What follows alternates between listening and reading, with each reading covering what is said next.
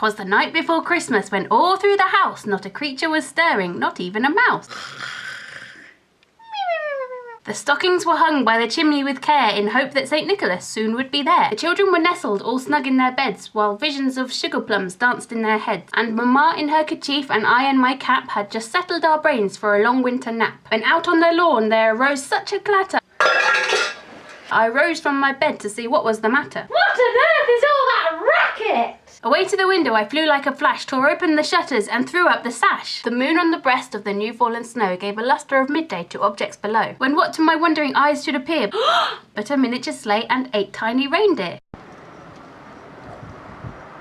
With a little old driver so lively and quick, I knew in a moment it must be St. Nick. More rapid than eagles his coursers they came, and he whistled and shouted and called them by name. Now Dasher, now Dancer, now Prancer and Vixen, on Comet, on Cupid, on Donner and Blitzen, to the top of the porch, to the top of the wall, now Dasher,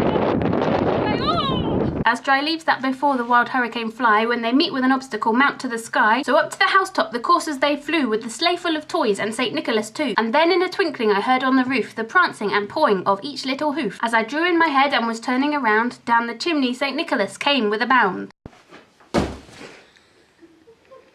He was dressed all in fur from his head to his foot, and his clothes were all tarnished with ashes and soot. A bundle of toys he had flung on his back, and he looked like a peddler just opening his pack. His eyes, how they twinkled, his dimples, how merry, his cheeks were like roses, his nose like a cherry. His droll little mouth was drawn up like a bow, and the beard on his chin was as white as the snow. He had a broad face and a little round belly that shook when he laughed like a bowl full of jelly. He was chubby and plump, a right jolly old elf, and I laughed when I saw him in spite of myself. A wink of his eye and a twist of his head soon gave me to know I had nothing to dread. He spoke not a word, but went straight to his work and filled all the stockings, then turned with a jerk, and laying his finger aside of his nose and giving a nod, up the chimney he rose.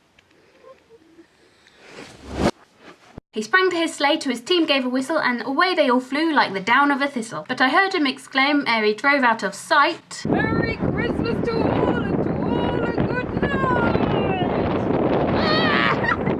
"That's it!